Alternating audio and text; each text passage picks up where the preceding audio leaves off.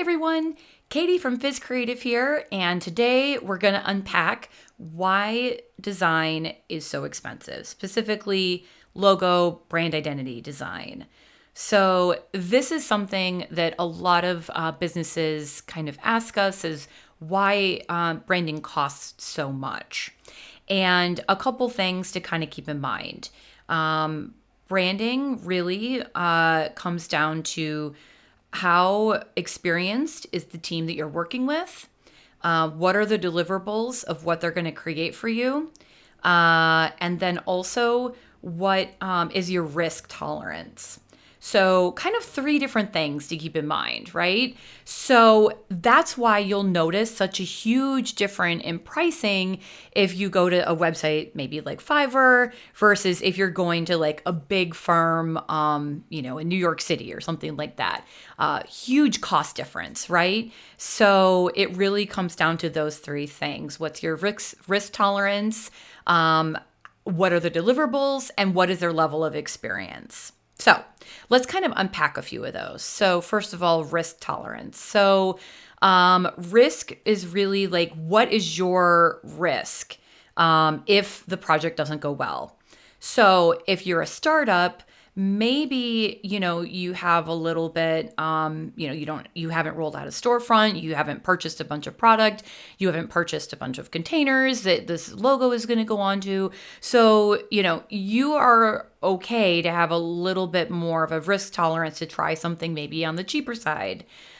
Versus like a larger restaurant, like say a Panera Bread or something, like a big chain, they have a lot invested in their branding. So any change is going to be really expensive. They're going to have to change signage, menus, like any kind of environmental graphics, bags to take the product home in, website. It's just like a whole like insane rollout. So they need a team that can really help them with all those pieces and transition them into this new look and feel.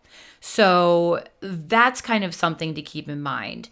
What is your risk tolerance? So obviously a more established business is probably going to have a lot lower risk tolerance than maybe a startup has a lot more risk tolerance. Okay, so that's number one. Okay, number two, let's dive a little bit more into experience. So that is really like the huge factor of what can cost you something more or less. So if you work with a team that specializes in branding and that's all that they do, they're going to have a deep level of expertise. They're going to have a clear system of how you would work through that process. So really like that's going to be incredibly easy for you to follow, right? Versus like maybe if you went with like a student or a Fiverr or something like that, they may or may not have like the level of experience as a professional designer does. So there may be a lot more back and forth. There may be confusion about like the goal of like who you're trying to reach, stuff like that. So again, like the experience can really be a huge benefit to you. So the greater the experience, the greater the cost. Okay.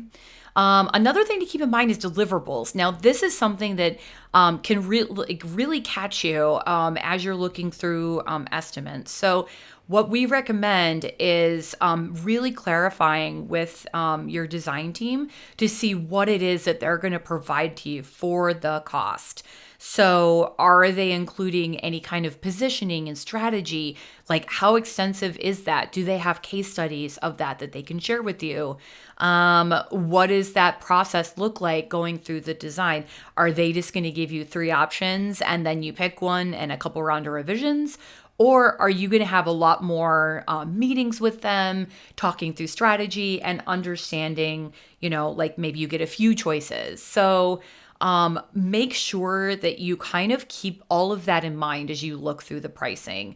This like branding is not the same as like, ordering like a commodity, I mean, it's a creative process. So there's gonna be loads of variation in what someone can do for you. So really paying attention to like all of what it is that they're gonna deliver as well. So That's why design can be so freaking expensive.